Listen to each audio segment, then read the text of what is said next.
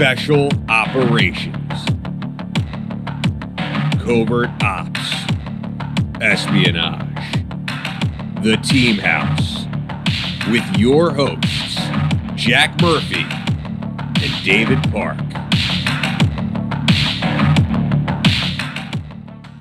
Hey everyone, welcome to episode 369 of The Team House. I'm Jack Murphy, here with our guest tonight, Jack Garcia. He served for 26 years in the FBI, 24 of those years doing major undercover operations, counter-narcotics, organized crime, police and political corruption, got involved in the Supernotes case, and towards the tail end of his career, going after Italian organized crime. He is the author of the book Making Jack Falcone, which is out on Amazon right now. You guys can go and find it if you want to take a look. We're really happy to have you on the show today, Jack. Thank you for joining us tonight. Jack, thank you very much for having me. It's an honor, and I want to first say thank you for your service, you and your partner, and to all the viewers out there as well. Yeah, thank you. So, Jack, I want to jump in and ask a little bit about sort of your origin story. As I understand it, you were born in Cuba. Correct. Yeah, I was born in Cuba in 1952. My father was a high government official, and life was good for me. And then, of course, in 1959, Castro took power. And at first, everybody supported Castro because Castro wanted to make Cuba for the Cubans. He wanted to get rid of the mafia that controlled Cuba, and he wanted to get rid of the corruption that was in Cuba with Batista, who was at that time the president. So after a while, then we started seeing that he started sleeping with the Russians and changing things and doing mass executions. So my father fled because he was working for the government, and he decided to leave just in case something would happen to him. And about a year after that is when he was able to raise enough money to get us. But in between, the Cuban government went to my parents' house. She had to relocate and said, "We want to welcome your husband back to Cuba and to come work for Fidel in our regime." We realized that he was not corrupt and we could use a man of his caliber in it. Of course, my father said, "What are you, nuts? I'm not going back to Cuba." So he got his out of there, came to live in Washington Heights, New York, didn't speak a word of English, came in the plane and started learning, went to a PS school up there in Washington Heights. And then after a while, I started learning a little English. And finally, my parents, who worked hard just to get us an education. I mean, we went without. I mean, my story is no different than, sure, a lot of you guys out there that, money was tough. And living in a walk-up fifth floor in Washington Heights was very tough, and not knowing what you're going to eat next. And that was a very difficult time. But finally, after learning a little English, went up to the Bronx and went to a Catholic school where they saw my size because I'm 6'4", and they put me on a football team. Although freshman year, I sat the bench, and I was this big Mama Luke in the bench wearing a white helmet because there were no helmets that could fit my head. So they had to get a special one, wait until it got painted. And I would sit there and I go, "What the hell is this? I don't know how to play this game."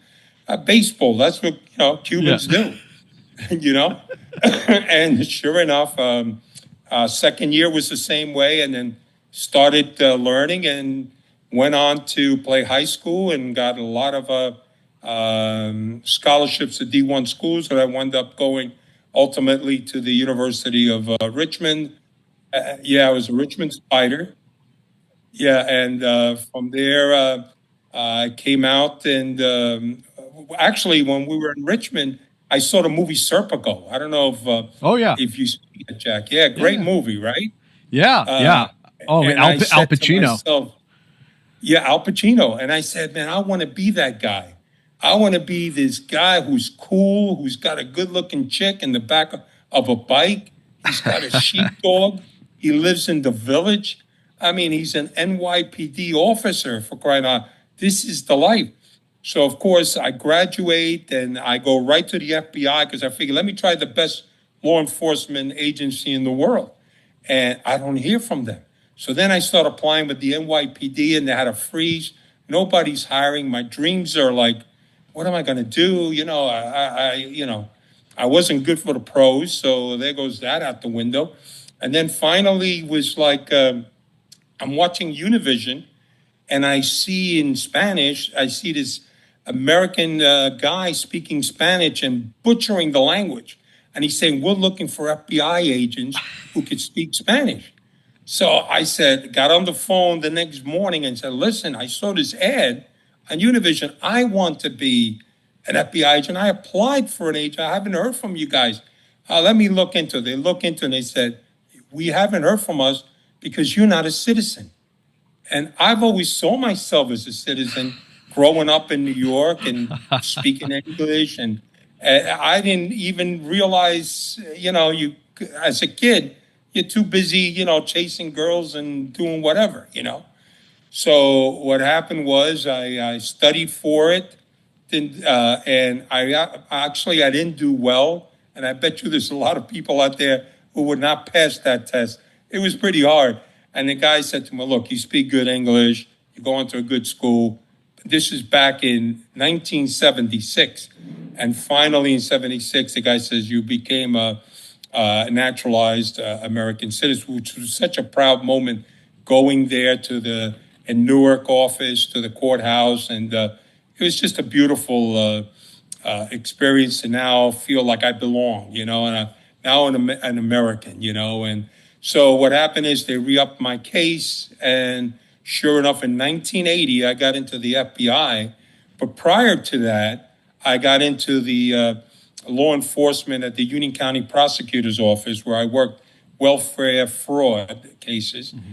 And when I got to the FBI after my first 2 or 3 years, I applied for the Freedom of Information and Privacy Act and saw so many CIA reports saying, don't hire him. And I was reading, I go, what does that even mean? He says they were thought that I was going to be an infiltrator into the FBI because I was born in Cuba and there were no Cubans in the FBI at the time. There was one more.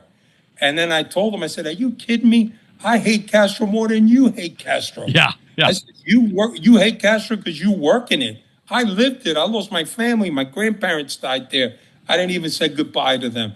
I lost everything. My parents lost everything. And sure enough, I got hired, which was such an exciting day in my life to actually make it into the FBI. There's a little bit of J. Edgar Hoover stigma there that, you're a commie coming to infiltrate the FBI. Yes, exactly. And that's what you felt. You felt like out of place.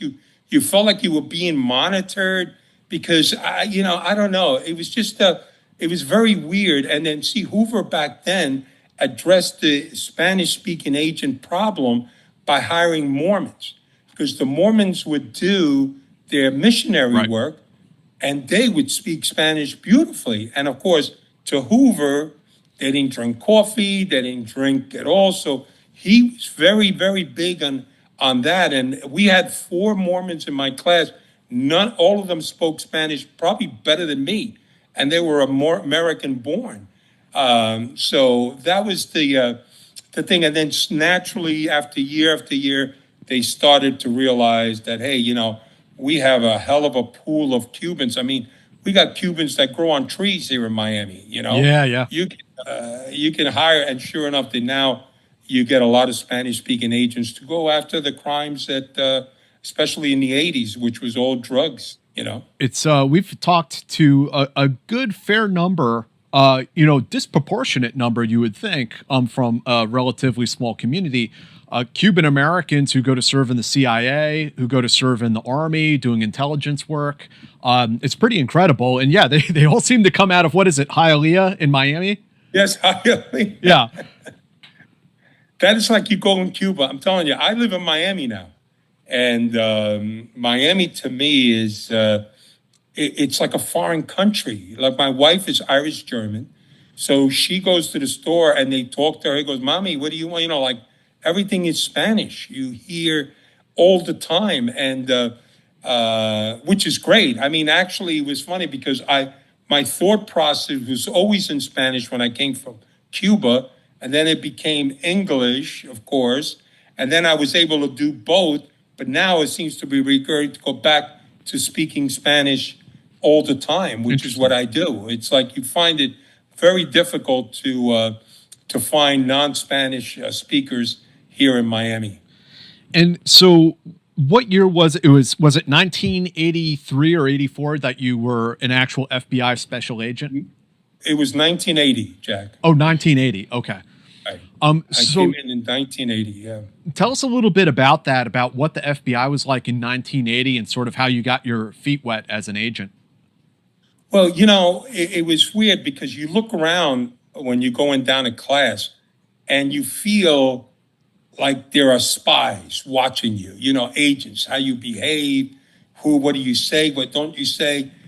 Not that you got paranoid, but it was kind of like, you know, like you got a group of about maybe 25 agents, men, women from all over the country, and you're supposed to be a team out of it, but before you get that so-called team name, you want to make sure, you know, which guys you want to avoid, which people you want to be around. So it was like you constantly felt like you were being watched. And getting down there for me was a little tough. I actually had a tough time getting there. And what happened was, because of my size that I played football, I'm bigger now, but back then I went through the whole process. I got sworn in. And then when I get to Quantico, I got this guy who had this major problem with me. So he's immediately after my fourth day had me weigh myself. And they, as you know, in the military, like the same thing with the FBI, there's a chart to weigh. Now, if you look at a 6'4", I'm supposed to weigh like 210.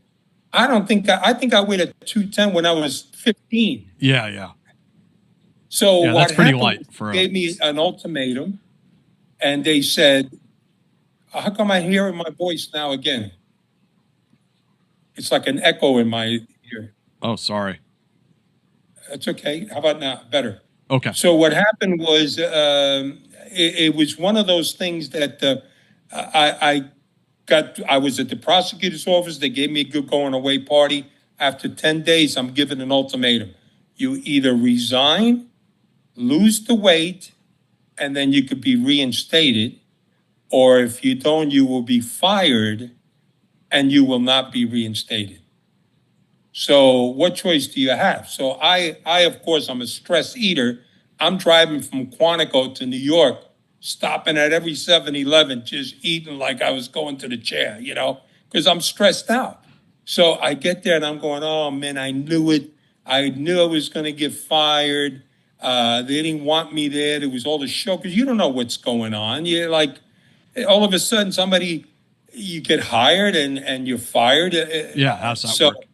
I got a letter from my counselor and Jim Pledger, and he said to me, listen, they did you wrong. We want you to lose the weight and come back. And it was signed by everyone in the class. So, you know, it felt like the Rocky theme played in my background, and I started working. And within a month and a half, I didn't eat. I just worked out. It was tough for me, and I went back.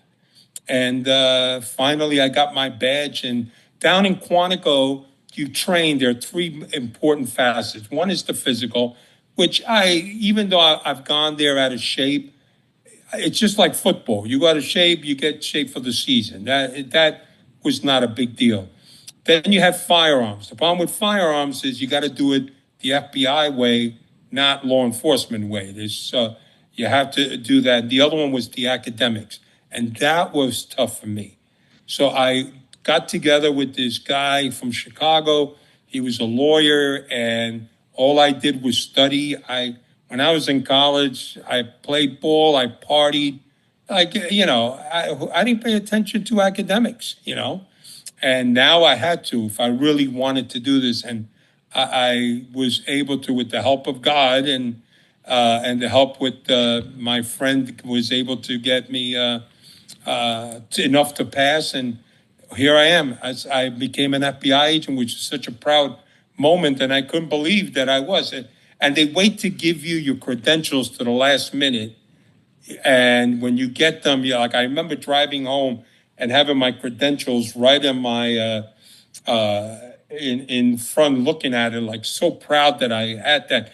And of course, they give you the gun. And back then, there were 38s that we carried, revolvers. So it was such a problem. I got into the bureau, and right away, the first few years, you're thrown around. You got to do this and that. But because I spoke Spanish, they put me on the bank robbery fugitive terrorist squad that was working the anti-Castro group Omega 7 Oh, wow. and Alpha 66. So I was working out there with this agent and developing sources. And then I got a phone call and said, we need you to go undercover. We got an apartment for you in the 40s in Manhattan, and you're going to be in there for quite a few years on these narco guys. And that was my first taste of undercover. And the reason being, because the Bureau, like I said to you earlier, is the demographics of the Bureau did not meet what life was all about. I mean, agents look like agents. So you got guys who thought they went undercover by wearing two-piece suit as opposed to a three-piece suit, you know?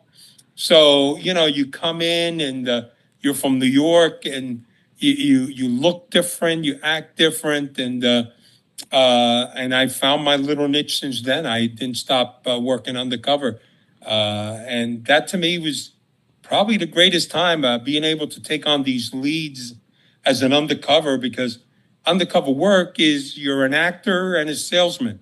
You're acting to have the people believe whom you are portraying to be, and you're selling yourself. You're selling that you are this bullshit artist guy who has access to money, who has access to dope, who has access to whatever. And it's a tough thing to work undercover. I mean, it's the only profession that if you think about it, you befriend people and then you betray them. Right. Because that's what you're doing with these criminals. You're befriending them. They think you're one of them. And the reason for that, because undercover work is an investigative technique. So just like a wiretap where you listen, well, you have sometimes opportunity to bring in an agent or a police officer, and that person is able to listen to what's going on firsthand, where you don't have access to that information and any other way. So to me, it's a great undercover investigative technique, but one that could also be very dangerous. And I was blessed after over 100 undercover operations that I'm still here to tell my story. What was it like in those early days? You're living, it sounds like, Midtown Manhattan. They had you focused on some Cuban groups initially. I mean, what was that like, kind of like going into that world? I imagine that the preparation to go undercover for an agent back then was not as robust as it probably is today. Yeah, you're right. It was very limited because the Bureau, even though we grew to have undercover agents, they prefer an informant wearing a wire because, again, the pool of agents that were able to act like bad guys was very limited. So, but as things change in court, they realize that if you bring in an informant and that informant then testifies, they have to bring in all their luggage. And as you know, they might have robbed banks, killed people, whatever, and that turns off the jurors. So the object was to get this informant to introduce an agent, because now it's hard to come after the agent. Mm-hmm. We don't have skeletons. We have everybody has got, but it's one of them that it helps you in the veracity that you need while you're in court.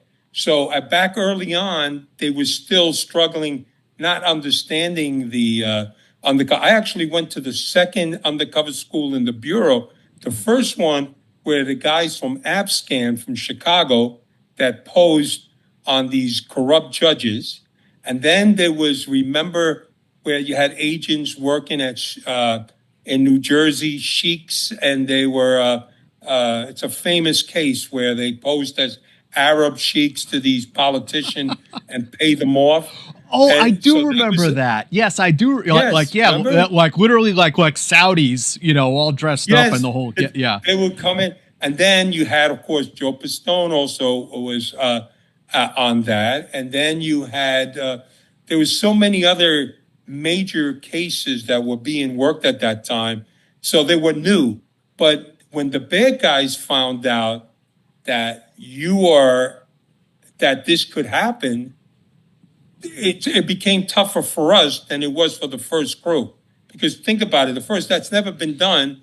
So you're a bad guy. You say, well, the guy, it's either an informant or he doesn't know. But to say that he's an agent, it's tough. And that was one of my big fears because even though I've lost weight, if you look at my old pictures, I gained a lot of weight when I was undercover because I love to eat.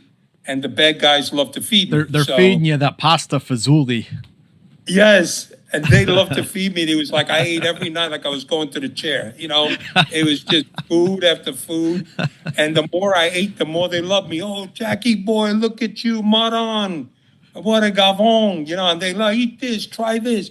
So, it was one of those things that, you change your lifestyle when you're an undercover totally. I mean, sometimes I had long hair, I had the earring. I never got the tats. And the reason I didn't get the tats is because I hate needles. Otherwise, I would have gotten the tats.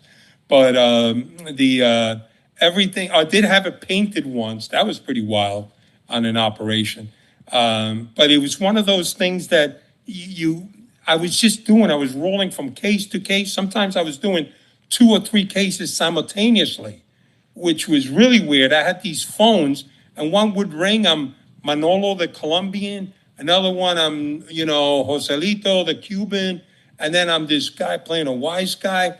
It was very confusing at times, but I was feeding off it. It's such a high. Right. When you're undercover, the fact that you could sit across a guy and say to that person, talk to them, raise your glass and your hand not shake, and you look in the eye and you say, man, this guy's believing the shit I'm telling him.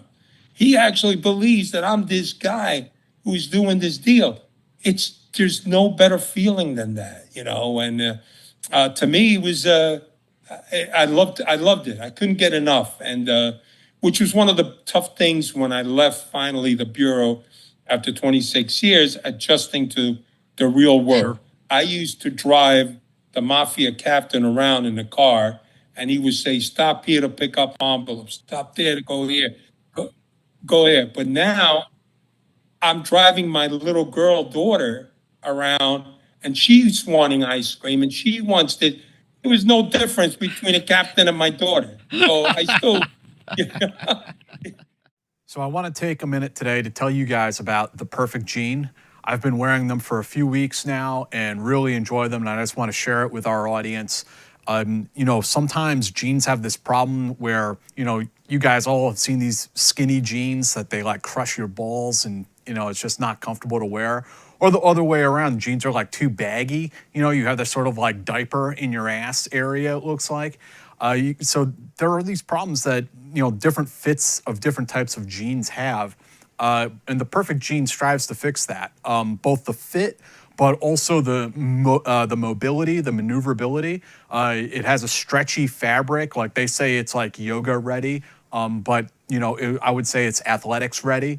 Moving furniture, doing things around the house, you're not gonna have that like super tight, like constricted fit that you feel like you're not gonna be able to move around in.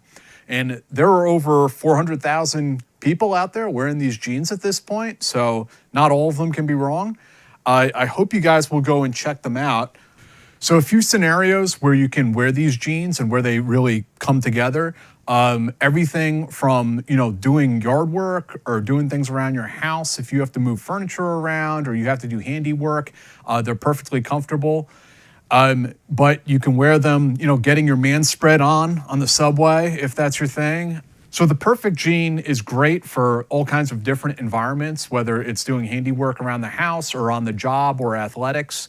And we really hope you guys will go and check them out. For a limited time, our listeners get 15% off their first order plus free shipping at theperfectgene.nyc or Google The Perfect Gene and use the code HOUSE15 for 15% off. That's 15% off for new customers at theperfectgene.nyc with promo code HOUSE15. After you purchase, they'll ask you where you heard about them. Please support our show and tell them we sent you. So fuck your khakis and get The Perfect Gene. I was still doing things for them. And but it is such a, you feel so good about working. For me, I was happy. I found my niche. Some agents are good working, which I don't understand, but they work bomb explosives. These guys love it. Guys who are also working wiretaps, who love doing surveillances. There's divers. This was mine, and I really enjoyed it, and it was. I got to work so many different violations, met so many different people. Some guys were great, some guys were jerk offs, but that's in everything we do in life, every business. I'm sure in the military you had your share of both. In those early years, I wanted to ask, like, did you have any close calls or times where, maybe like you made a mistake or something, some kind of hiccup because you were new to it that like kind of resulted in a hair-raising experience? Yeah, I didn't. I made technical mistakes. Like, for instance, I would try to have a conversation and then I would put money in the jukebox and I'm wearing a recorder. I mean, how dumb is that? All you hear is, let's get the party started. I'm freaking talking to the guy, and he's admitting that he's at the grassy knoll, and I don't even get it. So that was mistakes that you made. Also, figuring out, like at that time, we used to wear recorders. There were Panasonic RN36, which was these little Panasonics. And after it ended, side A, you had to switch it to side B. Well, you were out there, you forgot to switch it, so you missed out on a lot of conversation. Then they created the Olympus, which turns by itself automatically. That was good, but it wasn't as good as wearing a Nagra. I don't know if you're familiar, No. Jack, with a Nagra.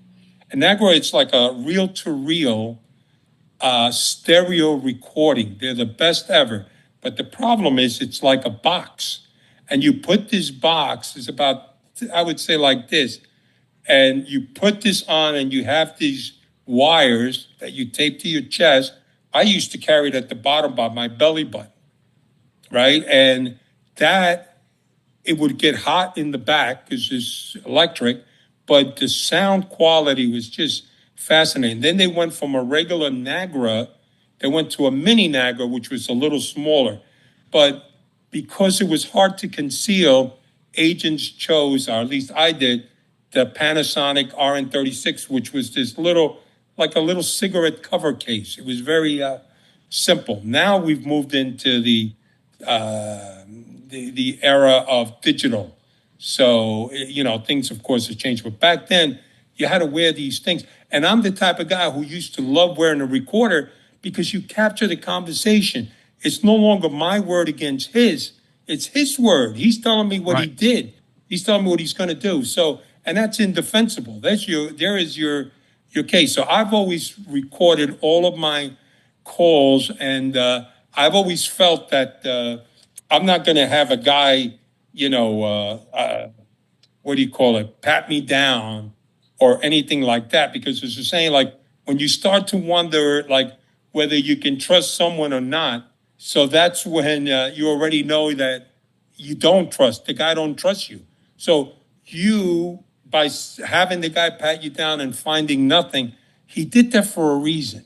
He did it because he didn't trust you. There's something you said or did, maybe the way you smell. And that's a bad sign if they do that. To me, I was lucky. I never had anybody pat me down. First of all, I wouldn't let them. I would never let somebody put his hands on me like that. Number two is, if that ever happened, I would, of course, go back to the office and say, I think we need to bring somebody in. Because no matter what I do, this guy's not going to trust me. Right. Yeah.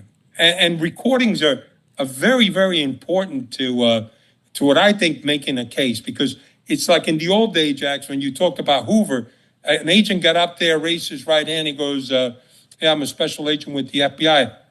It was gospel. Now you got these high-priced mob lawyers, you got these drug lawyers, and they come after you. These defense lawyers, they impeach your character. They do everything to draw the you to make you look like an idiot, you know.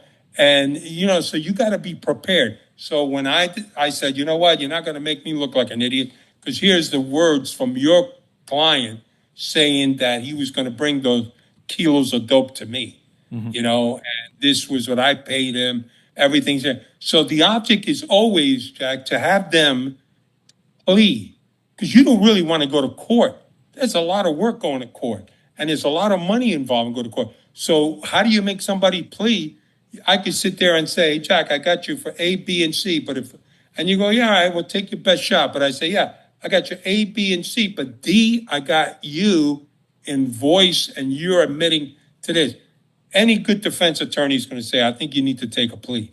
And that's what I've always done. My guys always plead out because I have so much evidence on them that I choose. Now, grant you, some guys are suicidal. They'll go to court, but they'll still get banged, because some of them have no choice to go to court. And if that's their case, and of course they found themselves guilty, they're going to jail, for a long time.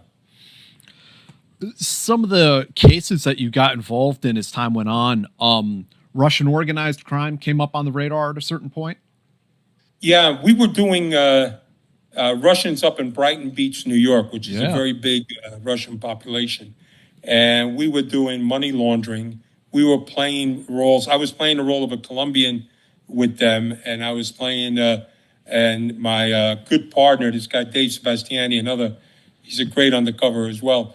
We were playing with these guys. We would give them money, and then they would put the money into different bank accounts that we gave them. And we represented that the money was drug money. And that's where your violation is, that the money came from an illicit criminal act. So we then, in turn, he started saying, well, I got all these businesses. I'll give you checks. So he would make a check out from this salon and this car part and place, which is great for us because we get to seize it. We identify it and seize it and all of that. We did that with them for a couple of years, but what was really interesting is at the beginning, it was very tough because a lot of these criminals are smart. They didn't want to say, like you would approach them and say, yeah, you know what? I said, listen, this stuff is coming in from a shipment. I don't want to hear it. I don't want to care. You give me whatever amount you want and tell me where you're going with this. I will send it out. In other words, they know that they're laundering like money that's illegal in any kind of way, obtained illegal through narcotics or whatever. They know that they're going to lose that money, that they are committing that act. So you got to be creative as agents. So what we did was we were at Victor's Cafe in Manhattan. I don't know if you've heard of it. Mm-hmm. It's a Cuban restaurant. And I'm sitting there with my partner, Dave Sebastiani. And sure enough, out of nowhere, these guys come in, the Russian guys. And we tell them that we got some big deal coming down. And the guy is saying, oh, yeah. I said to him, yeah, it's probably going to be about maybe 500,000, 500K. Okay, no problem. And, it's like we knew we couldn't say it because he's warned us about that. So what we staged is my former undercover partner buying dope on the street, Diego Rodriguez, who was Colombian. He walks in with another agent in the SWAT team who's huge, right? Spanish guy. And they come in and they're walking in the restaurant and being treated like they're this and that. And they sit in this corner. And all of a sudden, I said to the guys I was with, hey, Dave, is that Diego? And the guy goes, yeah, that is Diego. And the guy goes, you know that guy? He goes, yeah, that's the guy who is bringing the stuff that you're going to need to change. So he said, oh, yeah, well, really, that's it. So Diego sees me. He comes over, buys a bottle of Dom Perignon. We're sitting down with the bad guys, talking to him. Diego, by the end of the night, we not only told him we're going to move the money from these kilo shipment of 500 keys that he brought in, but also he's going to start doing more of it as time went on. And that was the end of that. So now we have the conversation that they know that they were doing illegal, the past money they did and any futures money. At the end, we wound up seizing, I think, $2 million Wow. from them. And we locked them up. But you see how you got to think creatively, Right. because the bad guys know what we do, so they don't want to go to jail, of course. So our job is to get them to jail. Their job is to avoid going to jail. And they were laundering mostly drug money? Yes, no, they were laundering for others drug money. Their job was money laundering. So you would bring drug money to them, and they will give you checks, or they would send it. We would give Gotcha. them bank accounts in the Cayman Islands, and they would just through their banks send the money out to you, and they would charge us like 5% for that. So they were making money on the deal, you know? And another one that you mentioned to me earlier, you got involved in some murder for hire cases. Yeah, those were interesting. You know, it's always funny. Every time you see them on TV, murder for hire, it's always a cop. It's always a guy who's going to kill somebody. It's a cop. I wonder, you know, and this was a situation of a woman wanted to kill her husband, and then I did one where the husband wanted to kill the wife. And those are easy. All you have to do is show the content. They have to show an overt act. They got to pay you. They can't just say, Right. yeah, I want to kill the guy. Well, okay, well, give me $5,000 up front for my expenses. Oh, no, I don't have it. Well, why am I going to kill anybody? I gotta ask, Jack, like, how do they even find you, the undercover assassin? Like, is there like a classifieds ad, you know, murder for hire that they like? How does that work? You know how it works, Jack? A lot of people don't realize the most important things we have is the informant base. Informants are the people that find these things for us. We don't. I mean, you're as good as what informants you have. I had a lot of informants that I call them pocket sources, people that I could call on. And they're out there in the real criminal world 24/7. And they may know of a guy in prison, or they may say some guy out there is looking to whack somebody. They know that if they come work for Uncle Sam, they're going to make money. So they reach out to whoever the handler is, and that's how it becomes the introduction. All my cases, you want to be able to, excuse me, you want to be able to be introduced. And the reason for that, it speeds up the clock. I've done cases where we didn't know anybody, and I would hang out in this restaurant all the week, 2 or 3 times a week. And you know what happened? I got fatter eating in the restaurant. It just takes too long. So you want to be able to expedite by having a source to say, hey, I know this guy, Jack, he's looking to sell some dope. Or I know Jack, he's looking for money. So those are the guys that we use, and they know they're going to get paid, or they may be working out something against some time that they got going, or maybe they, once we arrest them, they decide to cooperate. So they're looking for downward departure in their sentence. So you're as good as the information you have on the street. So in this case, that's how all of the cases that we talked about, it was always an informant who made the intro. Because like you said, what do? You can't advertise in the classifieds. Hitman wanted to get hired, you know? Facebook Marketplace. Yes, Craig's, yeah. And most of those were spouses trying to knock each other off. Yeah, it's always a spouse for money that it's looking for that, or a girlfriend. There's a great YouTube one. I don't know if you've seen it. It wasn't me, but it was one of the classic ones that I would love to do that. The girl wanted to whack her husband. She hired this police officer undercover to whack him, and they staged it by as far as bringing pictures of the guy smothered in ketchup, and then told the woman that he's been whacked. And then she's like, they played all along with her and they brought her into the police station, and her husband is there waiting for her.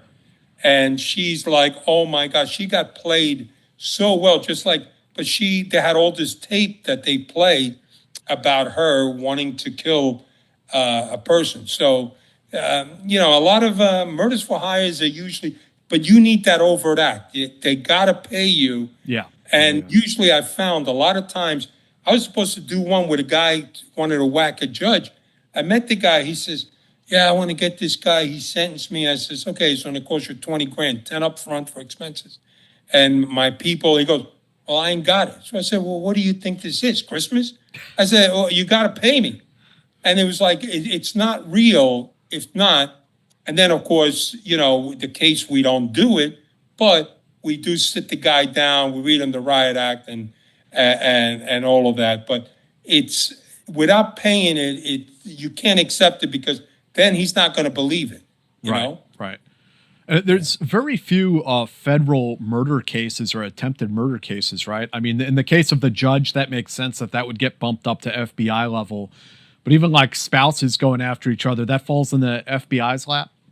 Yeah, if you go with wire fraud, because you're using the phones and you're doing that. But mostly, it is mostly a local thing. But if you do get it and they've used the telephones and they used internet or whatever, you're able to work it. Those are very quick, by the way. You do those cases, you move on within a week, because that's the thing. You want to make sure that this guy doesn't shop around and kill somebody. Just like in the mob. If I'm listening to the tape, a recording, a Title III, and I hear that Joey Bag of Donuts is going to get whacked, by law, I have to go see Joey Bag of Donuts. Right. And say, Joey, you're in a jam. They're going to whack you. And usually that's what happened to the guy that I was with, the captain. He said to the guys, to the agents, he said, yeah, we heard you may have a problem. So he said, oh, yeah, that's nice. Don't let the door hit you on the way out. Some of these guys, they just don't care, or they don't believe it, or they don't want to go seek their help because they know their help means that they become rats, Hey guys, our show is sponsored by GhostBed. Check them out, please. They make awesome mattresses, awesome pillows, awesome bedding. GhostBed provides high quality and super comfortable award-winning mattresses crafted in the US and Canada. Did you know that 60% of US adults report being too hot when they're trying to sleep? That's me. I'm a sweaty little baby. That's why we designed all of our products with cooling features so you stay comfortable and asleep all night long. Pair any of our mattresses with GhostBed's award-winning adjustable base and get the ultimate sleep experience. GhostBed rules the family-owned business, 60,000 plus 5-star reviews. They have sleep experts on staff with 20 plus years of experience. So if you have any questions, you can hit them up and ask them, maybe what kind of mattresses work for you. 20 plus year warranty. That's 2 times the industry standard. Free shipping and returns on mattresses. Most of the products ship out within 24 hours. They have in-house customer support and sleep experts chilling in Plantation, Florida. It rules. It's the best. They give you 101 nights risk-free to make sure that these beds are right for you. If you don't like it after 101 nights, you can send it back, full refund. When you purchase a GhostBed mattress, your comfort guaranteed. I'm reading it right now, and it's capital letters, guaranteed. Okay? They do the right thing, and they're a great company.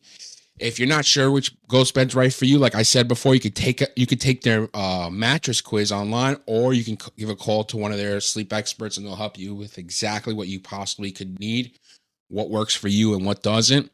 And the best news about this is, Team House listeners and viewers, you get an extra 10% off site-wide for a limited time.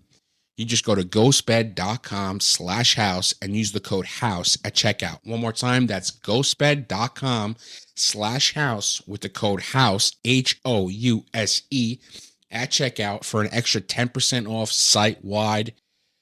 I want to thank GhostBed for their continued support. I want to thank all the fans that listen and watch for their continued support. Without you guys, we are nothing.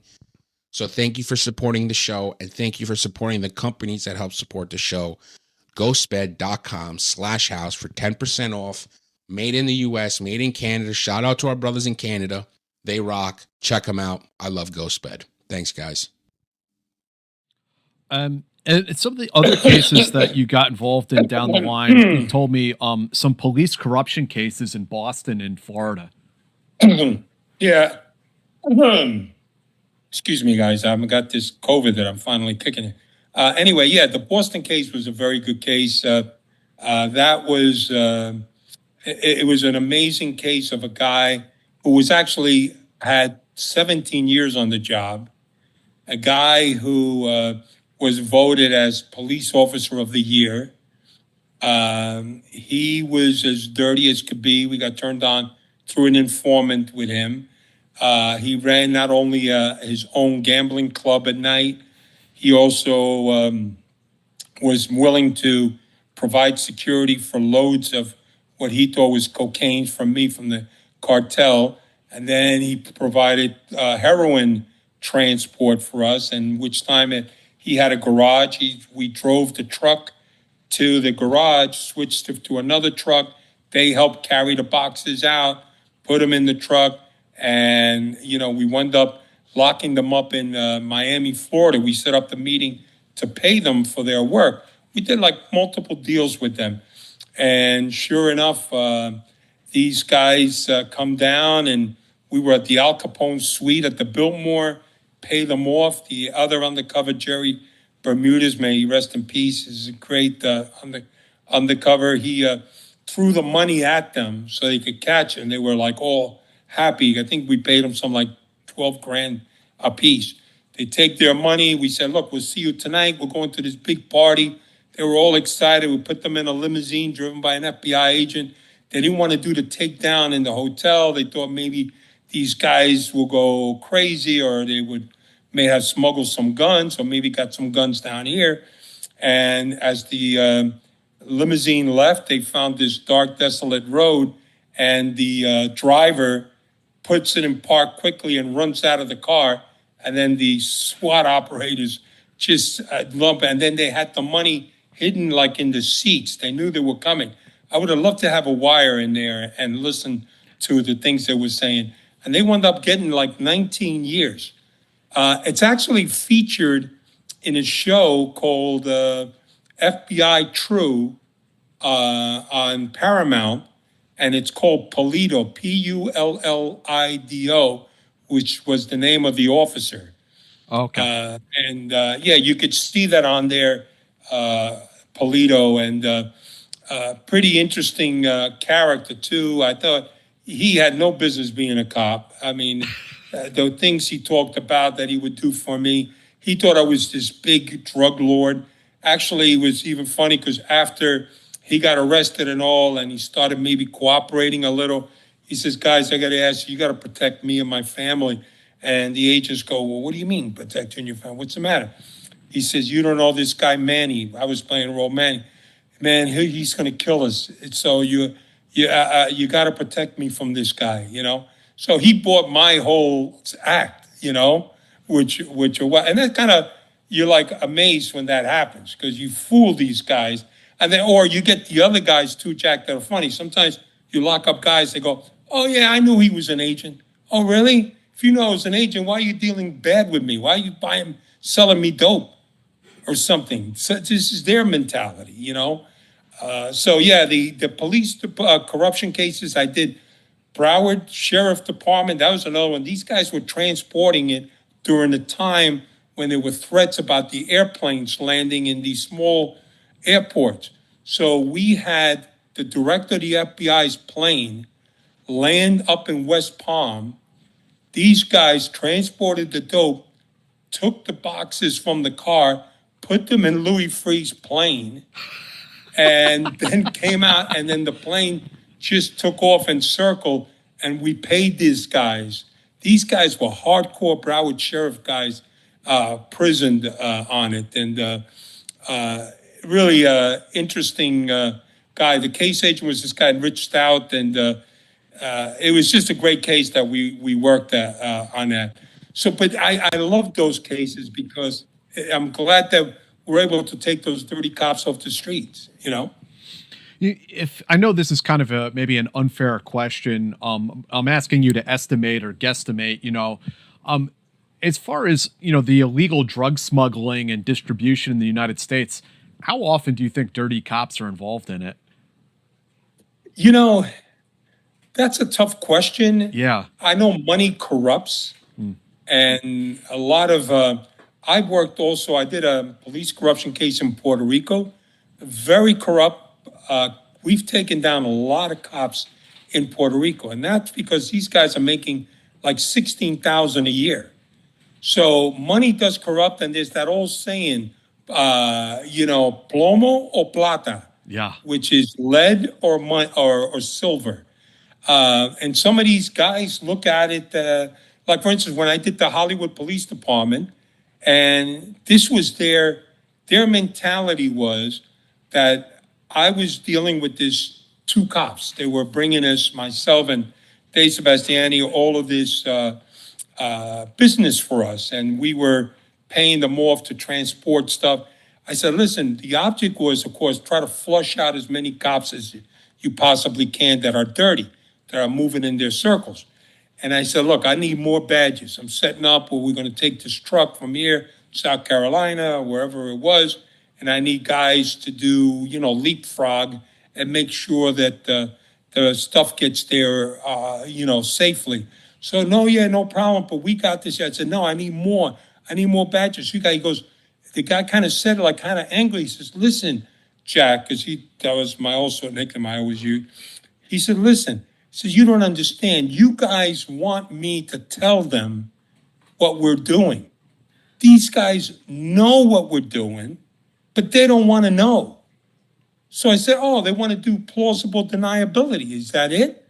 Because they don't, goes, yes, that's all. You give these guys a bag, they'll deliver it to wherever you want, and that's it. They don't care what's in the bag. So we actually staged one time, we said, I got a tractor trailer full of drugs coming up from the south. I need to park this truck in a certain area. They got the whole Hollywood Police Department SWAT team. Okay? They were watching the truck. None of them asked, let me see the bill of lading. None of them asked, what do you got in there? What? None of that. And that was the precursor. I'm saying, are you kidding me? If somebody said to me, and a shady guy like we have guys with long hair coming in, they don't look the part and saying you want to just sleep for the night and you go. So to me, that's where it becomes a challenge. You wanted to get these guys to come out and try to get as many as you can by going up the ladder. So if you are able to get more, if you can't, then you might as well terminate the case. And but to me, the fact that these police officers and the guys that I was dealing with just feel that they could commit wrong and a criminal act, but just not know it or have you say it, that's wrong too. There should be a law against that. Another interesting one is the you got involved in some Atlantic City stuff in New Jersey going after counterfeiters. Yes. The counterfeiter guys were the super notes, Jack, that we were doing it. These were the guys who were, they told us over and over again that this money was undetectable and as good as you could possibly make it. And we did. We looked at it. We brought it down to the lab of Washington. They examined it and they said, man, this is one of the best copies that I've seen. And because usually a lot of counterfeiting goes on in Colombia and all of that, but and you could see them. Sometimes they just look really bad. But this was money that was created from the same machine that we use in our printing, the same paper, the same ink. So, I mean, it could really cripple our economy if monies like that was out putting out. So it became an FBI priority, and we were able to bring in something along with our counterparts in Los Angeles. We had an agent out there too, independently working his case, and he was able to get some money. And then finally, that's when it was decided that we want to just pull the plug on the case because you don't want to take the risk of them polluting that. But it became a political hot potato because was it China, or they're telling us North Korea, or is it China? And the Bureau at that time was in negotiations. And I said to them, guys, listen, it came from somewhere, but now it's been determined that there's been so much of an influx of supernotes by a lot of agencies. I know Secret Service has had some massive seizures, as well as DEA. Have you found that too, Jack? Guys you've had on your show with supernotes? I mean, I remember we had a Secret Service guy on, and he told us the way they came upon it was a like a cashier, like a woman who worked at a bank in the Philippines, yeah, and she was used to just handling so much currency on a daily basis. She was like, "This one's a little off," and they put it through the machine and said, "No, it's real." And she insisted, like, "No, something feels off about this one," and that's how the Secret Service started getting involved in the Supernotes case. Oh, wow. Because if you Google supernotes, you can see there's been a lot of seizures that have been done by them. And to me, that's a scary thing, that you're Right. able to really create a tremendous amount of wealth. But listen, this happened in 2002, all of the counterfeiting with China. We were getting, like I said, there were meds, they were getting cigarettes, bringing in by the tractor trailers of cigarettes that were coming in to the port. We told them we were playing the role of gangsters, and that we had a dirty custom guy. So give us the name of that container, and we'll make sure that customs overlooks it. So then for that, we got something like 35 grand for. So we were able to get the containers done, cleared, and brought back to them. And the whole container was full of cigarettes. And people were buying it because there was such good prices on it. We had the cigarettes tested, and they said they were okay. But sometimes people who smoke and try it, they say, boy, this kind of tastes stale. And that's usually a sign that the thing is a counterfeit, you know. But they looked the same. They would come in the Marlboro box. They didn't have to stamp, but if you wanted to have the stamps put on, you could buy that. It was all stop shopping. And they would say they would shut down the city that these things were made, and they would just go to work like busy bees and then load it up. And they had a 40-foot trailer and a 20-foot trailer, but the government charged them the same amount. So it wasn't worth it to bring 20-foot trailers in. You might as well pay for 40. And they flooded our country with cigarettes, and they were making a fortune out of it. And especially in the low-income areas, they were able to get cigarettes sold at a very cheap price. But it was unfortunate. So that, coupled with the medications that we saw, the clothing, of course, as we know it to be, and then they started with the supernotes, and then the weapons that they wanted to do. It was time to, we had to pull the plug on these guys. And they also talked about narcotics.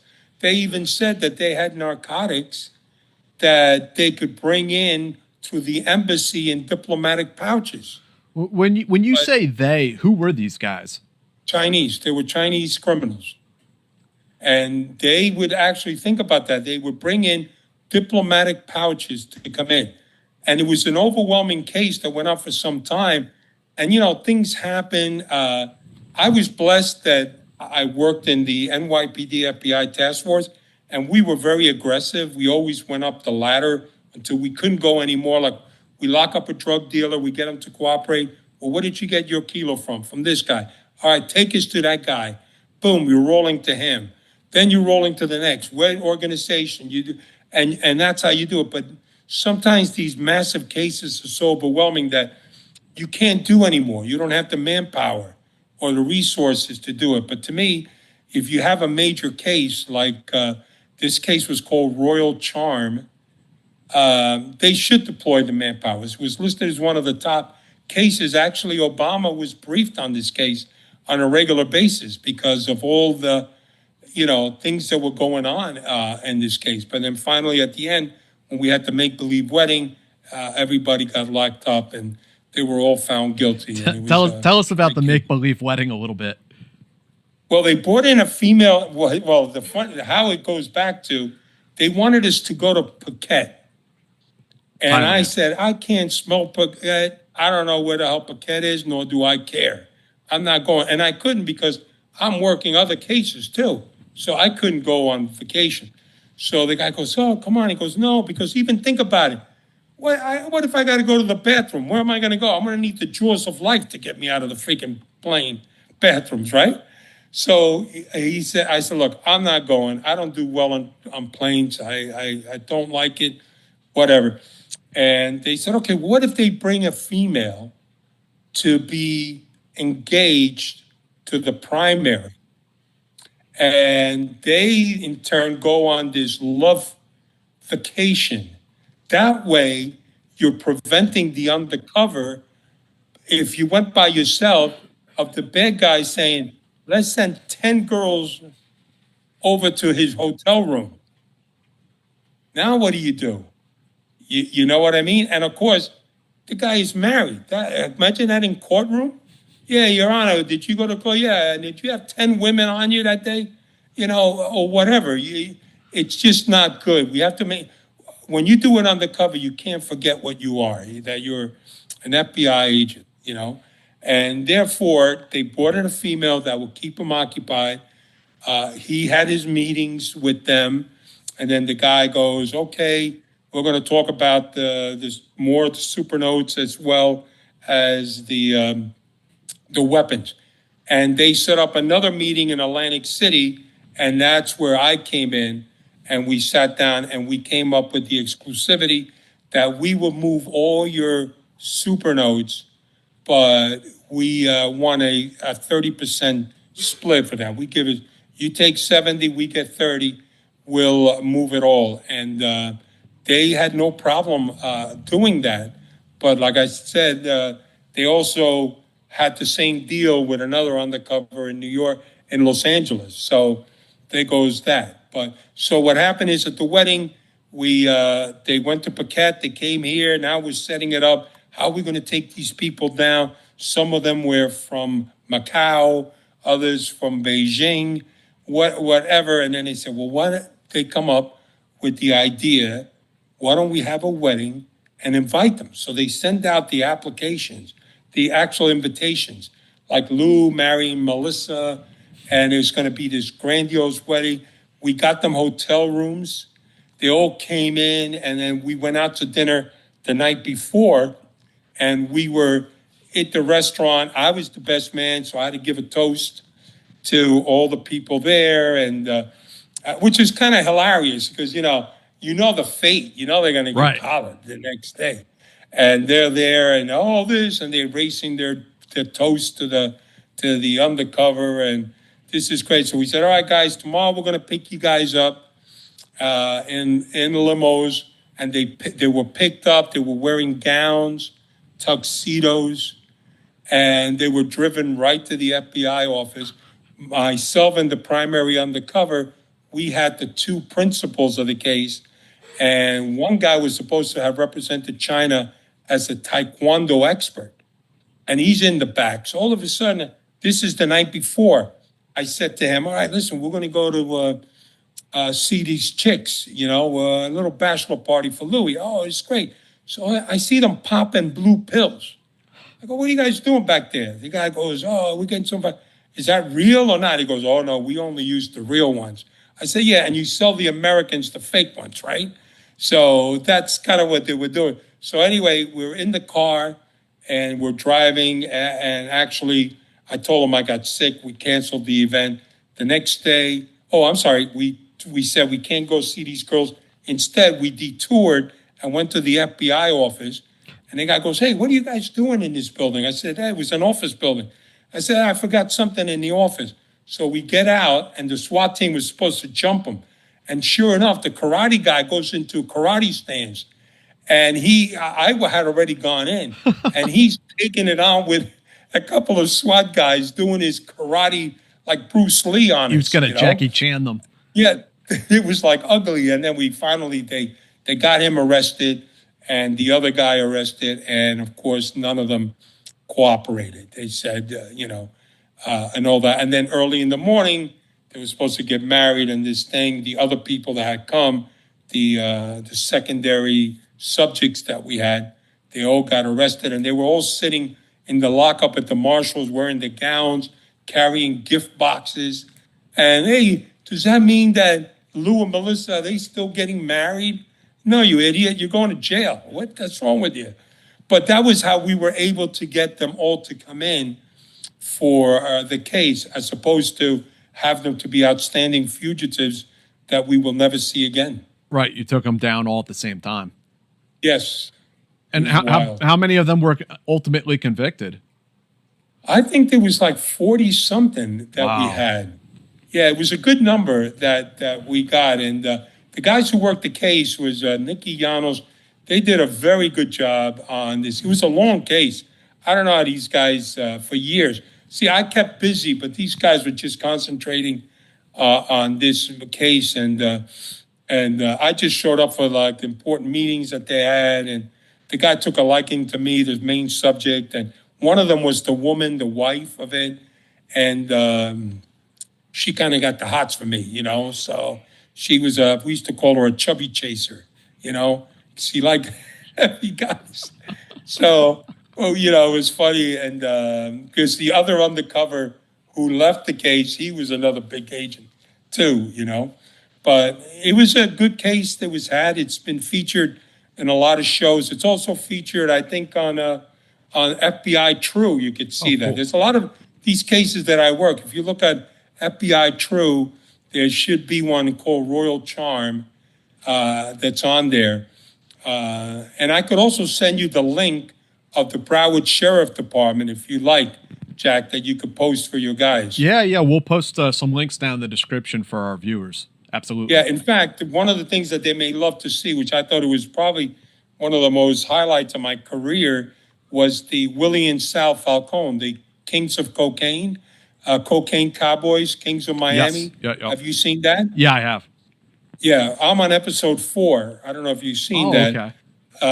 And what it was is these guys were the biggest drug dealers of all time. They were Cuban guys, and they corrupted a juror. Not only one juror, 3 jurors. And I went in posing as an emissary from the principals, Willie and Sal, and said, we know that the money we gave you to the jury foreman, the money you gave me, you're spending indiscriminately all through town. We know you bought this, and the feds know this. So what are you going to do? You're going to talk? Oh, no. He said, I'll do 20, taped it all. Everything was taped. Wind up getting jail time of 19 years, the guy. Wow. And then we tried the brothers. We tried again for corrupting a juror, found guilty, and the other guy, Willie Falcone, he pled guilty after that. But it was a great case. I mean, there's so much, as you could, I'm sure, attest, that show, Kings of Cocaine, Cocaine Cowboy, Kings of Miami, it's an amazing case, and I was so proud to have worked that case. It was just so complex, but my case was kind of easy. I just dealt with the jury foreman. But the agents that worked it, Mario Torici, Michael Anderson, and a few guys and gals, and it was just probably one of the best. I mean, these guys were so big. They had so much money. We found a safe in their living room floor that had something like $7 million. And this is just one of the many that they had. I mean, they were making money during the big Miami Vice era. Right. And you could see that also on that show that I was telling you about, the FBI True. You could see that on that if they want. Or you could see it on Netflix, which is even better. Cool. Episode 4. And so towards the latter part of your career, you got sucked into going after Italian organized crime, right? Yeah, that's a good way of putting it. How'd that come about? Yeah, I always worked drugs and stuff like that. I never worked traditional organized crime.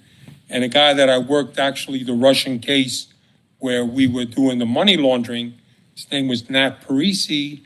He said to me, hey, listen, we're getting this case started. I think you'd be the perfect fit.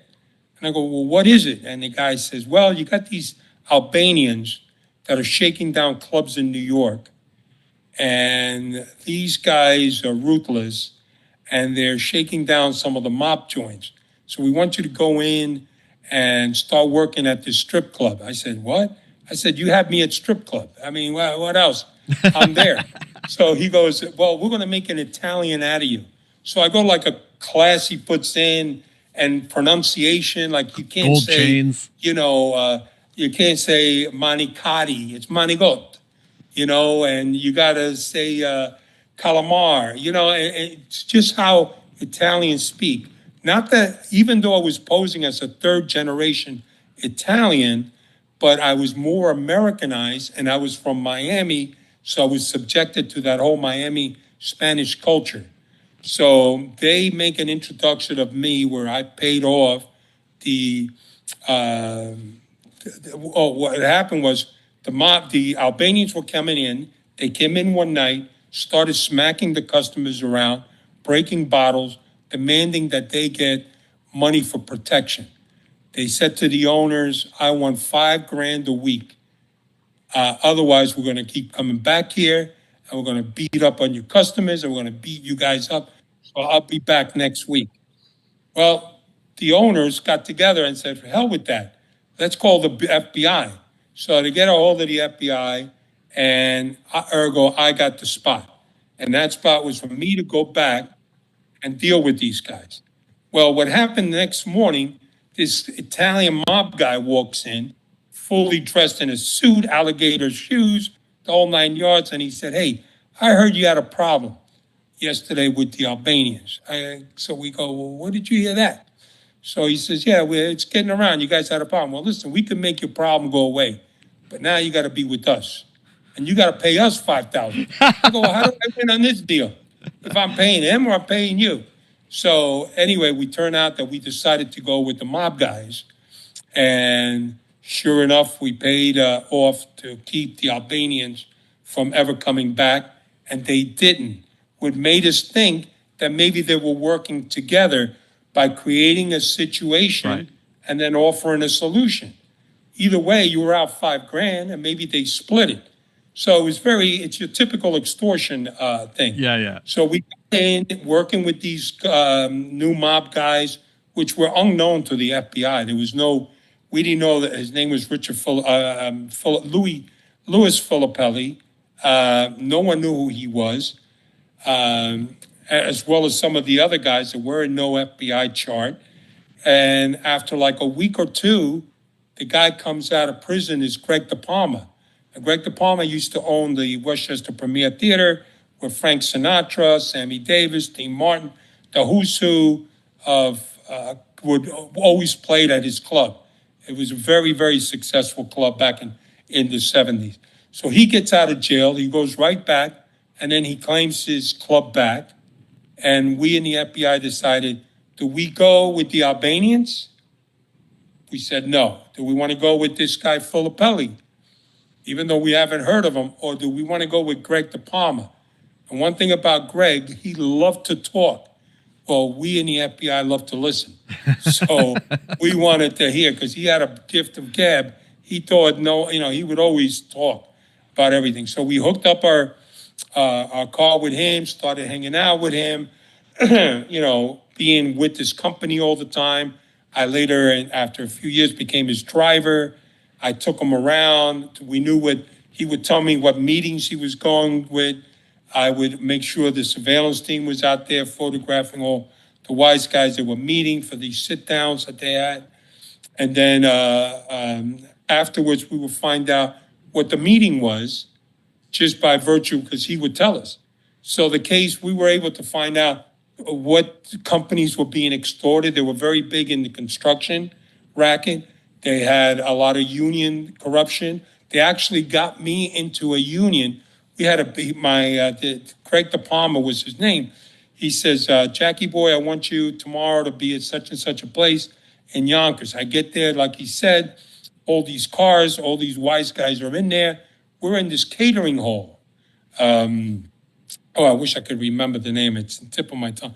Anyway, we're sitting there. We're being served coffee, cookies. It was like a party. And there they said, and these are all mobsters sitting down. And they go, have your attention. This is Local 305 from the food, whatever. I don't even know what it was. He's here to tell you about the union, how to join. Well, he gave, which is a very important thing to mob guys, is we had joined the union, you got medical coverage, you got dental, you got eyeglass. I had better benefits with them than the FBI. I'm telling you, it was unbelievable. And all of these things jumped in. So we got that union removed, these guys, from it because they were working hand in hand with the mob. And we sat down, all these mob guys, because that's what they do. A lot of guys go sign up and become put on the books in these companies, these construction guys, because all they really care about is they actually care. They provide medical coverage for their family. And it was a very good case. We learned a lot. We learned about the Gambino crime squad. We learned who the bosses were. This is the post-Gotti, because after Gotti got in prison, his brother Peter became the boss. Then there was something about Junior. It was Peter. Well, I hear some voice. Anyway, so we found out the hierarchy of the Gambino crime family as well as other families. We got a lot of valuable intelligence. We were moving along. There was some funny stories that happened. One of them that was one of my favorite is,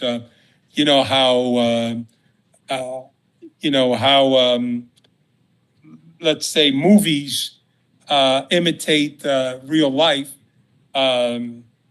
What they did was the movie with the show The Sopranos. Remember? Did you see The Sopranos? Yeah, remember the scene when Ray Liotta is playing this old-time mobster, and he comes out of prison, and he doesn't like the way the mob is being run by Tony, and he wants to make money, and he's beating people up and breaking their arms, just overall making a lot of head waves for Tony. So what they do is they decide to, and he was on parole, so they decide to set him up. They set up where they said they came into these television sets that were stolen, and they needed a place to store them. He said, yeah, I'll store them for you, but it's going to cost you X amount of dollars. Yeah, no problem. Well, then the next scene you see is the probation officer looking around, and he says, what's in that garage? And they open up, and they see the TVs, and the next thing you see is Ray Liotta in a prison going back to prison. Now, how the funny story is, I got the boss of the Gambino crime family, which was, his name was Arnold Scutieri, one of the guys who replaced John Gotti. And the captain of the mob wanted me to give him, at that time, a plasma TV, because I told him it fell out of the back of the truck with some of my crew. So sure enough, we give him the TV. Now, I get a call at 2 or 3 o'clock in the morning from Greg De Palma, and I'm half asleep. He goes, hey, let me ask you a question. I go, what? He goes, where'd you get those TVs? I go, you know where I got them. Yeah, I don't want to talk in this. Why don't you come down and see me? I go take off, call the agents to come follow. I get there. He goes, where'd you get those TVs? I said, I told you. My guy's got it. Oh, you don't know the problem you did. I said, what problem did I tell you? He says, we gave that TV to the boss. Well, the boss is watching The Sopranos, and he's seeing this television, and that's exactly what he's doing because he too was on parole, and he saw his TVs being removed, and he said, get this damn TV out of my house now. That they had to go and remove the TV in the middle of the night from Arnold's house because of The Sopranos. So life imitates art, or art imitates, yes, well, however you want to frame it. But yeah, so that happened in the case. We were doing, the role I was playing was a guy from Florida. I had a crew of Dominicans up here, that were doing a lot of stick-ups. They were doing robbing a lot of drug dealers. So I would sell them a watch, a Rolex President. But what we did is we would go to the forfeiture unit where we had so many watches, and I told them they were stolen watches from, my guys. And I would sell them to him for like $3,000 or $4,000 that he would sell for $8 because those watches went for like 17. So now he saw me as an earner, a guy who was making money. Then it was television sets I was selling him. And all of that stuff was like, I was establishing my bona fides with him that I was this earner guy who not only, I met the bill, I made money, I knew the rules. He realized that I was capable of doing jail time and capable of violence if I need to do, which of course I would never in my undercover role. But that's the kind of guy that they look for before offering somebody to get straightened out, which he did much later at the end of the operation. And how did you guys end up closing that case or bringing that investigation to a conclusion? Well, we took down 32 guys, guys from the Genovese crime family, guys from the Lucchese's, guys from the Gambinos. They all pled guilty because we had plenty of recordings. We were up on wiretaps too that we were able to get. So they all pled guilty except one, Greg De Palma, which is the guy that was with me. And we had the most dirt on him, but he was old school. He did not believe that it's up to the government to lock you up. It's not up to you. You can't say, don't make their case for them. Fight them every step of the way. So he fought them and he was found guilty. I think he got 14 years and everybody else took a plea, which is what we wanted. But we did go to trial with Greg De Palma, and Greg was in rare form. He had what I call the mafia flu, where he comes in a wheelchair with workers, the face mask, unshaven, drooling. And I remember the scene where we're up there and I'm testifying, and we were playing tapes. And the last tape we played, it was of the case previously where Greg De Palma wound up in jail, which was from Atlanta and the Scores strip club in New York. Yeah. So he got caught in there and he's saying on tape, he says, oh, those damn feds, they don't know nothing. I went out there, I made believe I was feeble, I was drooling, I was on my deathbed, I was in the gurney, the judge came in and read me my thing. He only gave me 77 months. Those idiots, I'd like to beat them up. He was just MFing all of these guys, right? So all of a sudden, that's on. The jurors are looking like, oh, my God, he's doing it again. So he goes, is there any more thing? No, Agent Garcia, you could step down. I walk away, and as I'm walking past Greg, he's got this mask on. He's sitting there. He looks at me, and he goes, you cocksucker. And right away, they go, I object, he's intimidating the witness. They made a whole thing out of it. But I just found it hilarious because I felt like saying, Greg, you haven't changed one bit. There's nothing wrong with you, man. You're always looking to hustle. He was born in this life. He knows. We would go to the store, like this big man shop in New York, because he was a big guy too. And he started wrapping ties and putting in his coat. He's robbing shirts. I go, what the fuck you doing, Greg? We're going to get caught here. You got camera. Oh, the hell with them. After him. And I said, Greg, why do you do that? I would buy you the shirt. What do you need that for? He goes, you don't understand. This is what I am. This is what we do. And I'm going, oh, my God. It sounds like a villain right out of a Batman comic book or something. Exactly. And he believed that. He believed that, we went to one time he was very good friends with Leroy Neiman. He was good friends with Willie Mays. He knew all these guys because the club that he had was just, if you go on eBay and put in Westchester Premier Theater, you could see all the programs of all these famous people that appeared in his club. And also, he was famous for that photograph that showed up in Congress where he had Frank Sinatra with his arms around Greg.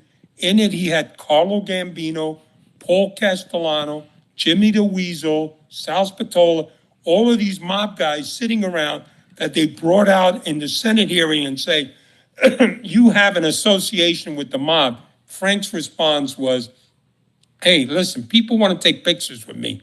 That's what I do. But this was like all of these mob guys took a famous photograph, which I think I sent you a picture, Jack, of the group of guys. Or I sent it to Dimitri. There is the picture of all the mob guys we'll that post became it up. very famous. You what? We'll post it up. Yeah, it's a classic photograph on it. But that was Greg. Greg was a celebrity. I would go with him all the time. We go to these restaurants, and Greg would be the same guy. People would come up to him, civilians, people like my parents, your parents. Oh, Mr. De Palma, I missed the Westchester premiere theater. I went there on my birthday. I got engaged there. I saw Frank there. I saw Dean. I saw Sly and the Family, whatever they saw. And he would go, oh, yeah, you like that? He goes, good. He goes, let me see your card. He would take their card, and he would have a whole bunch of cards.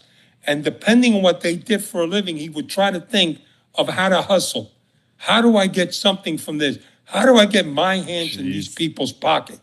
Because one of the things about Greg that he was fantastic at, he was great in reading people and seeing what he could do.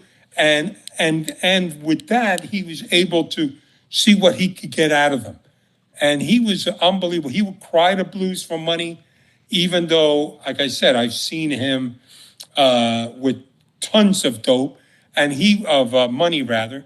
And one of the things about him that made him what he was, even though he made a couple transgressions in the mob, like the contract on one of the guys and a soldier that he had, was simply because he would give money always flows up in the mob. Well, he would give money, a lot of it, to the top. This way, if he stepped on his crank, the guy goes, well, he's a good earner and he does the right thing. You know, a lot of mob guys are all pissed off that they got to kick money up. But in that family, you always have to kick money up. It doesn't come down. It always goes up to your captain.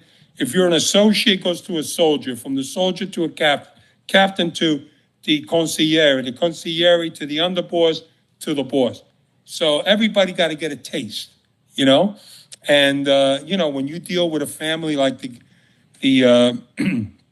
Gambinos that had 26 captains coupled with God knows how many soldiers and so many associates, that's a big money-making enterprise, you know? Yeah. Talk to us a little bit about kind of winding down and like retirement and what it was like adjusting to civilian life after a long career undercover. It's been very tough, Jack. I tell you, it's been 20 years since I'm out.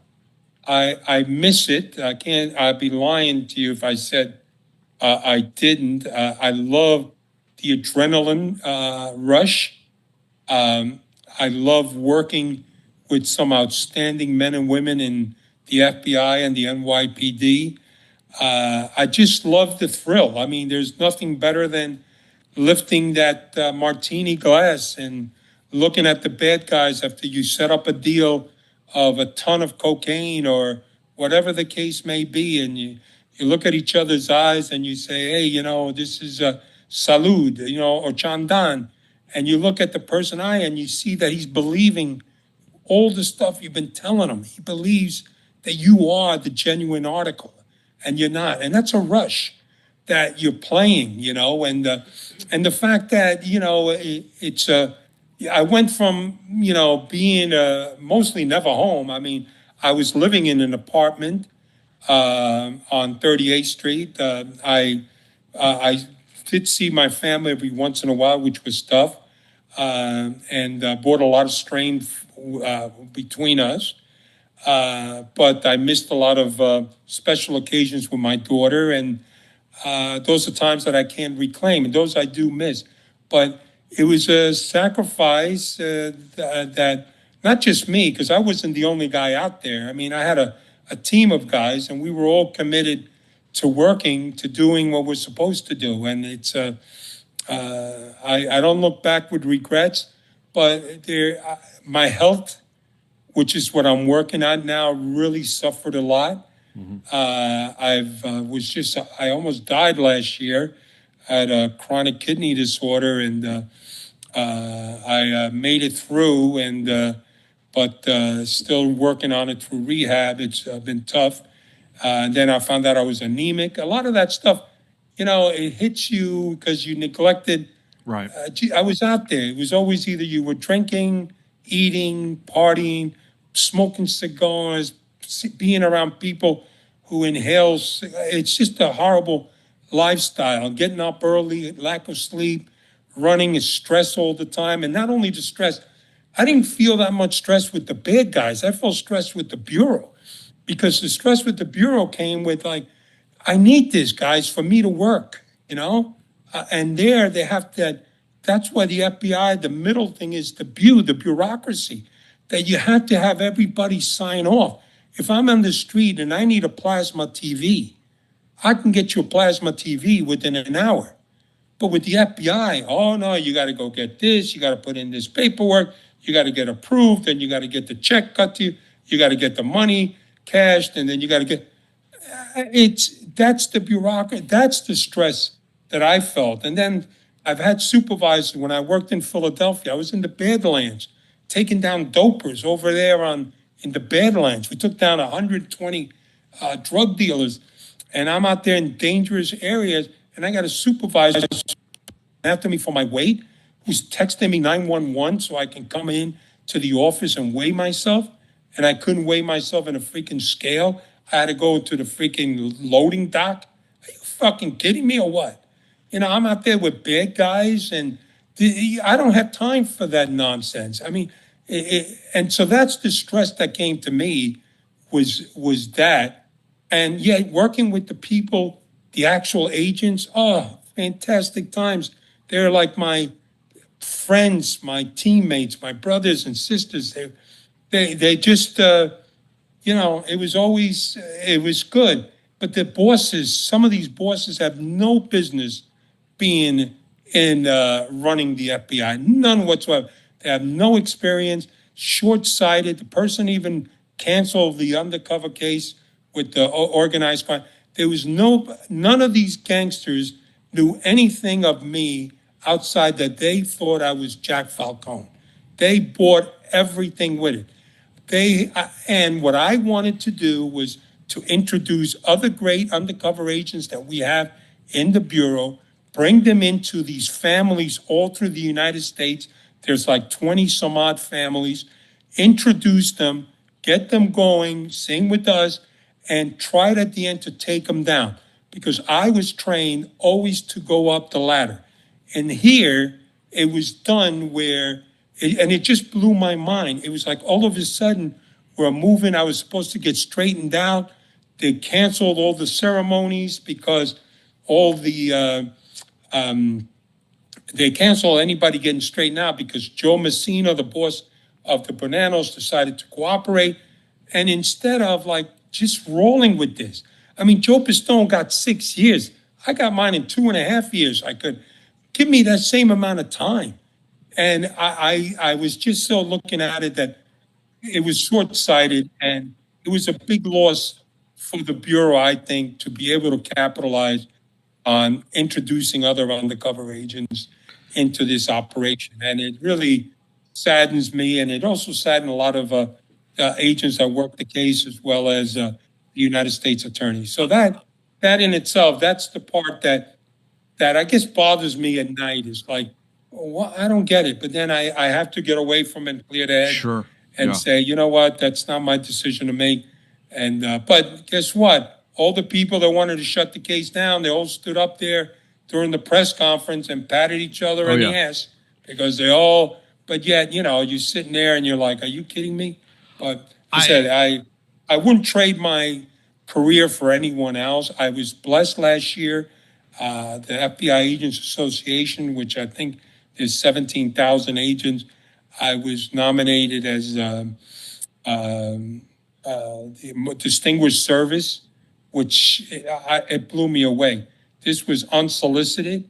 It was in Washington, D.C., and it was from the FBI agent. So you can go to the FBI agents, FBIAA, and see the video as well as the what do you call it, the write up on it. But what made it interesting, Jack, and I wish I could knew him to have him be a guest on your show. The guy who won it last year was Tommy Norris. You know who he is? Oh, yeah. He's a Vietnam veteran, won the Medal of Honor. And an FBI agent. Yes. And Tommy Norris got it the year. So when I got the phone call, they said, oh, yeah, you've been nominated and we've given you the award Distinguished Service. But you got to be kidding me. I'm getting punked. What are you kidding me? And I said, I know. Tommy Norris won. I mean, the guy is a hero, crying out loud.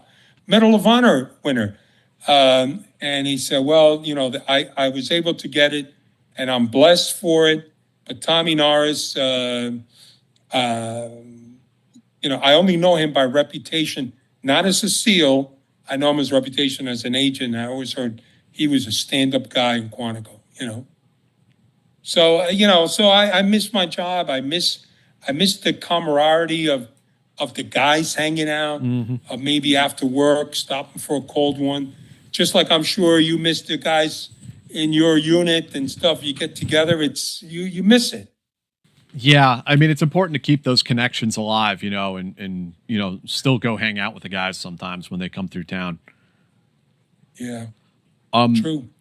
D, do we have any questions for Jack? I have one. Okay. Jack, how close were you to becoming actually straightened out, like made? Because that's like a serious thing. That's being undercover and almost on the brink of getting made into the mafia. I have numerous recordings from Greg De Palma explaining to me the process and how he put my name. And what happens is, once you're in the mob, you get put originally on record, which means that you belong to that family. So you or a business, let's say you own a business, that gets put on record. After a while that you prove yourself, that you're capable kind of guy, the boss decide, which will be the captain, that you're a guy that could be one of them, that he likes that. So they circulate a list. And in that list, you have a column of guys that died in the year that were made guys. So it will say, Joey Bag of Donuts, 1999. And then you put Jack Falcone. And then you put all the names of people died and people that you are recommending. Now, they take that list and they pass it around to all the families. The reason is see whether maybe some other family had claimed you and you're in the wrong family now. And they say, well, that's our guy. We would with us years ago. Or maybe you're some kind of closet pervert. Or maybe you owe money to a guy. Or maybe you're a rat. So they get around, and if no one comes back with anything negative, they will tell you that, okay, on such and such a date, put on your best clothes. We're going to go get straightened out, but you can't tell anybody that you're getting straightened out. Now, that's the point where I didn't get to. I got to the point of my name circulated. I was going to go, but the reason was that the boss of the Bananas, which is one of the 5 families, Joe Messina, cooperated. So once something like that happens, they kind of cancel everything and go into hiding. So it stopped automatically. Now, I was told by Greg De Palma, don't worry about it. Once it passes out, we'll get you. It could be 6 months. It could have been a year. But whatever it was, I wasn't given that chance. Immediately, the negative forces to shut down the case began. And the case terminated. And that's why I said earlier, Pistone got 6 years. I did 2.5. Give me another year and see what happens. We're going to be bigger and better by introducing other Undercover. So I came close, at least getting my name on that list, Dimitri, to get me on. But I didn't move to the level of getting a date. And what happens, just to your viewers know, once you're called in, usually you go with the person that sponsors you. You go in a room, you get called in, the family is there, the boss is there, and all the captains. You walk in, there is a knife and there's a gun on the table. And there in the knife and gun, they pick up the knife and you cut it, your finger, and you spill blood into a saint card or a mass card from church. You light it on fire and you say things like, if I betray this organization, may I burn in hell like this saint before me.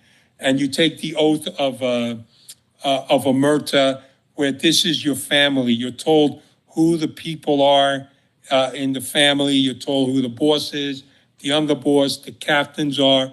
You're told that you can't betray that. If something happens, if your kid is dying in bed and you get called by the boss, you got to go see the boss, because that's your real family. And this is stuff that they believe for years. They have believed that. And this is what goes on into the life.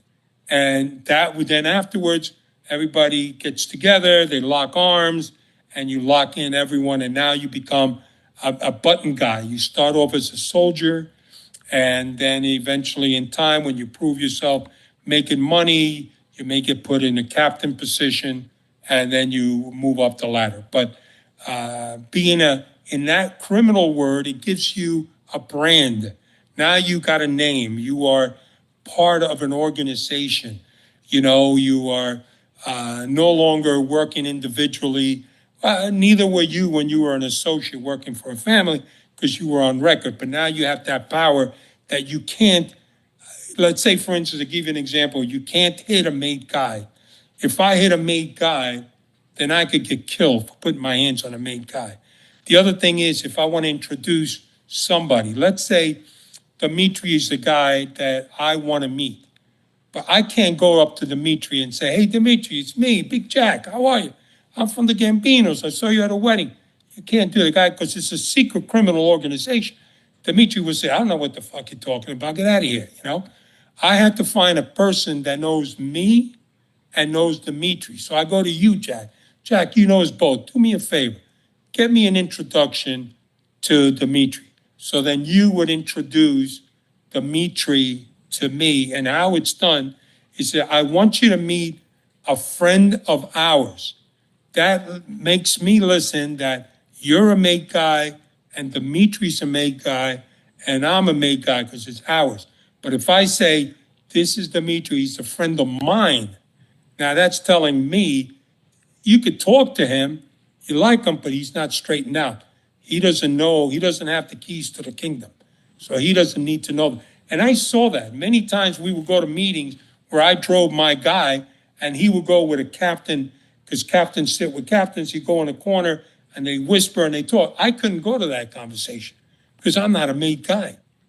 And that's what we wanted to do. That's why I wanted to get straightened out, because I wanted to sit on that table. I wanted to hear what they were doing, so I want to be able to stop it. And that's what hurts the most about that I never got to that table. It's something I've been told is that the Department of Justice, the prosecutors, sometimes at a certain point with these undercover operations, they want to shut them down for a couple of different reasons. I think part of it is the fear that the American federal law enforcement could, if they keep an investigation long enough, I guess you could make an argument in court that the government is now running this criminal organization. Yeah, I could see that. Because I've experienced that in some other cases. But in this particular case, I had an amazing set of AUSAs, and they wanted this case to continue. Interesting. So they were supportive of keeping it. Now, again, compared to the other cases, I worked cases that were 4 or 5 years in the making. This was a 2.5 year investigation that could have gone, maybe when it got to 4 and 5, right, they might have said that. But at this moment, they caught them out of clear blue. Like, what do you mean you want to end this case? What are you talking about? We got a position to bring somebody in. He's in. They even talked about having me, because the guy I was also dealing with, this guy named Robert Beccaro, he was part of the Pizza Connection. So I told him, let's go down Sicily and meet up and maybe meet those connections down there. But that never transpired because, Yeah. again, it's something you can't do because you're an undercover. You don't really have that power. You're just to them. And that's another thing about undercover work that sucks. And I tell this to people because I used to teach some undercover classes is that people sometimes think that you're a snitch because they treat you like a snitch. And I say, wait a minute, I got the same badge as you. I got the same credential as you. Don't you ever fucking treat me like I'm a fucking rat. You hear me? He says, I'm an agent. You show me the respect because these people can't comprehend that. Some of them look at undercovers that, oh yeah, he's driving a Hummer H2. He's going to the fancy restaurants. They're going out with these beautiful women. They're going out because we were in the strip club. Whenever we went out with the bad guys, we'd fucking load them up with strippers, you know? And right away, he was like, oh, these guys, all he does is party. All right, fine. You do it then. How's that? You know? But it's one of those things that people look at it that you're getting over and all of that. But I didn't create the job. I was put in the job. Right. And this is what goes on. And you don't want to do say, well, guys, it's 9:00. I got to go watch my, SpongeBob SquarePants show, So again, the book, Jack's book, is Making Jack Falcone. You guys can go find it. It's out there now. Is there anything else you want to tell people about? Anywhere people can go to find you, Jack? No, I'm on LinkedIn. Maybe you don't want to be post a lot found. of fun things. Are you on LinkedIn? Yes. Yeah, I folks a lot of fun things, and I'm they can get a hold of me through you if you want to, but my book is out. You can watch these shows. I'm going to send Jack a couple of the videos of that, and like I said, if you want to watch the Netflix, I'm on episode 4. By the way, that's a fantastic case. You got to watch that from the beginning. These guys were race boat, cigarette boat champions, world champions. Wow. And they were drug dealers, the biggest they were. And you'll find that to be a great case. Again, and if you want to get a hold of me on LinkedIn, reach out to me, send me a message. I'll do my best in answering. And I just want to say, listen, what an honor this is for me to be here. I have utmost respect for our military. I love you guys and ladies in this, and I thank you from the bottom of my heart for keeping us all safe always. Yeah, thank you, Jack. I mean, we appreciate your service as well in the bureau, and I'm glad that we get some of you guys on here to tell your stories. Yeah. Well, I'll talk to my friend Jimmy Gaggs. I think you'll find them interesting, but in the meantime, thank you guys. I love it, and ever want to get hold of me or something, you need to. There's so many guys I could maybe even turn you on to. I don't know if you've spoken to guys like Jay Dobbins. You talked to Jay yet? No. He was an ATF who infiltrated the Hells Angels. I spoke to him on the phone years ago. Yeah, you want to get him? Mention my name. He's a good guy. Okay, yeah. There's a couple of guys that have written books, on the mob, and if you have somebody, I could gladly recommend anything for you guys. All right. We'll definitely hit you up about that. And for our viewers out there, you can find the links of all the things mentioned down in the description of this show. Really appreciate you tuning in, and we will see you again later on in the week. So take care, everyone. Thank you very much, guys. Take care. Hey guys, it's Jack. I just want to talk to you for a moment about how you can support the show if you've been watching it, enjoying it, but you'd like to get a little bit more involved and help us continue to do this. You can check out our Patreon. It is patreon.com/theteamhouse. And for $5 a month, you can get access to all of these episodes of The Team House ad-free. The same goes with our affiliated podcast, Eyes On, with Andy Milburn, Jason Lyons, Mick Mulroy. That one, you will also get all of those episodes ad-free. And you support the channel and the show, and we really appreciate it. The Patreon members are literally what has helped this company, this small business survive, especially during our early years.